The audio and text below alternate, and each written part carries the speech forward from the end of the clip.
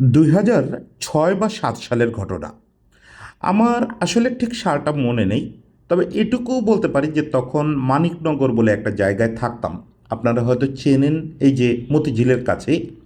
মানিকনগর থেকে রোজ অফিস করতে হতো কাওরান বাজার এসে। কাওরান বাজারে আসার পথে একদিন যেটা ঘটলো, সেদিন হরতাল ছিল। আমি ওখান থেকে রিক্সা নিয়ে রওনা দিলাম। খানিক দূরে এসে সামনে দেখি একটা জটলা। আমার রিক্সাওয়ালা খুবই তরুণ একটা উদ্যমী ছেলে, সে রিক্সা ফেলে আমাকে ফেলে জটলার দিকে ছুটে গেল। মানে কোনো খেয়ালই নেই যে রিক্সাটা পড়ে থাকলো, লোকটা পড়ে থাকলো, কোনো খেয়াল নেই।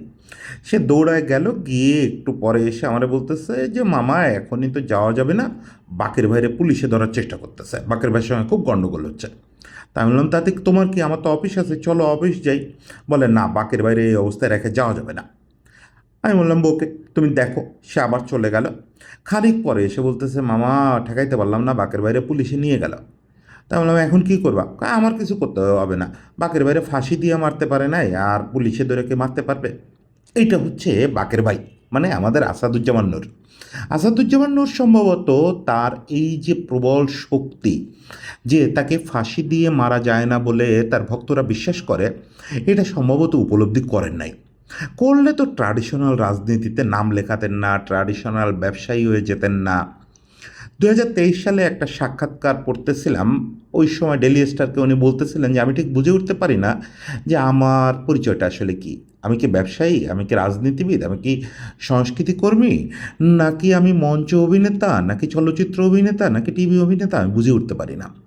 নূর ভাই এই ক্রাইসিসে পড়লেন কেন? এই ক্রাইসিসে তো পড়া দরকার ছিল না। নূর ভাই ছাত্র ইউনিয়নের নেতা ছিলেন, সেই হিসাবে তো আমার অগ্রগণ্য নেতা। তার চেয়ে বড় কথা, নূর ভাই বাংলাদেশের কালচারে একটা নতুন কিছু আনছিলেন। আসাদুজ্জামান নূর বাংলাদেশের সংস্কৃতিতে ধাপে ধাপে নতুন জন্ম দিয়েছেন। শুধু আসাদুজ্জামান নূর না, তাদের ওই যে জেনারেশনটা, আফজাল ভাই, আসাদুজ্জামান নূর, হুমায়ুন ফরিদি, প্রত্যেকেই এই জন্মটা দিছেন। আসাদুজ্জামান নূর সেই জায়গায় সম্ভবত হুমায়ুন ফরিদিকে যদি বাদ দেই সবচেয়ে বেশি পপুলার হইতে পারছিলেন।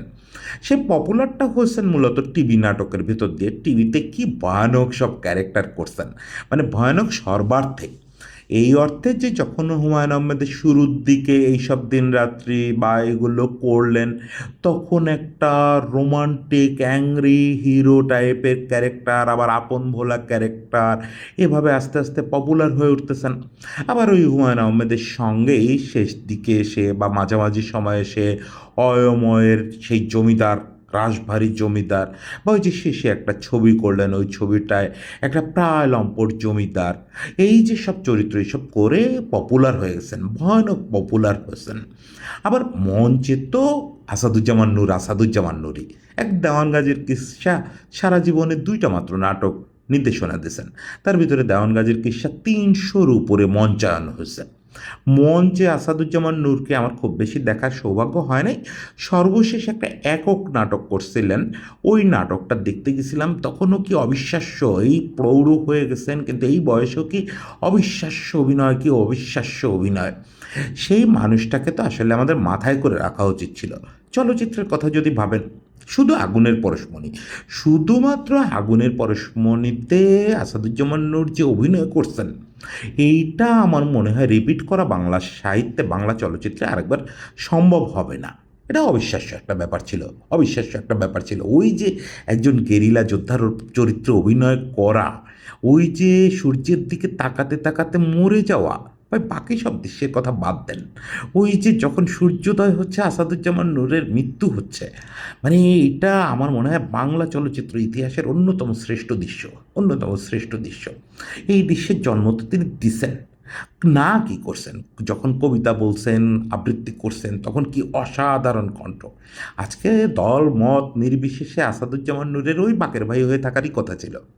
এক বাকের ভাই চরিত্রের কারণে যেটা দিয়ে শুরু করলাম, তার ফাঁসি ঠেকাতে লোকজন রাস্তায় নামছে, সেটা হুমায়ুন আহমেদেরও যেমন সার্থকতা, সেরকম আমাদের ওই 80s 90s ওই যে অ্যাংরি যে বখাটে হিরোদের সামনে উপস্থাপন করতে পারা, প্রপার অ্যাংরি বখাটে হিরো হয়ে ওঠা, সেটা তো অবশ্যই আসাদুজ্জামান নূরের কৃতিত্ব।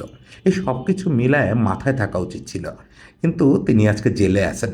আফজাল ভাই লিখছেন, আফজাল হোসেন লিখছেন যে এমন একটা অবস্থায় আসাদুজ্জামান নূর আছেন যাকে আমি ঠিক মৃত্যু বলতে পারতেছি না, কারণ মৃত্যু থেকে তো মানুষ ফেরে না। এখান থেকে হয়তো নূরভাই ফিরে আসবেন। হ্যাঁ, সেই প্রার্থনা তো আমরাও করি যে নূরভাই এখান থেকে ফিরে আসবেন, ফিরে এসে অন্তত জগৎ বিচ্ছিন্ন হয়ে বাকি কটা দিন সংস্কৃতিতে সময় দেবেন, নাটক, আবৃত্তি, অভিনয়, এগুলোতে সময় দেবেন। আমি জানি না উনি কী করবেন, সেই স্বপ্নটা দেখে যে কয়টা দিন বেঁচে থাকবেন, যদি মুক্ত হয়ে এসে বেঁচে থাকতে পারেন তাহলে যেন নিজের জগতে বেঁচে থাকতে পারেন। আমি আসাদুজ্জামান নূরের সম্পর্কে আর একটা কথা বলে শেষ করি। একবার মুক্তিযুদ্ধ জাদুঘরে ওনার একটা বক্তৃতা শুনতেছিলাম। ঘটনাচক্রে ওই দিন নূর ভাই আসছিলেন ভাঙা পা নিয়ে। কোনো একটা ডোমেস্টিক অ্যাক্সিডেন্টের কারণে পা ভেঙে গেছিল। ক্রাচে ভর করে উঠে বক্তৃতা শুরুতেই বললেন যে আমার একটু পদস্খলন হয়েছিল, যে জন্য এই পায়ে ব্যথাটা। উনি সবসময় এই ভঙ্গিতে একটু উইটি কথা বলতে পছন্দ করতেন।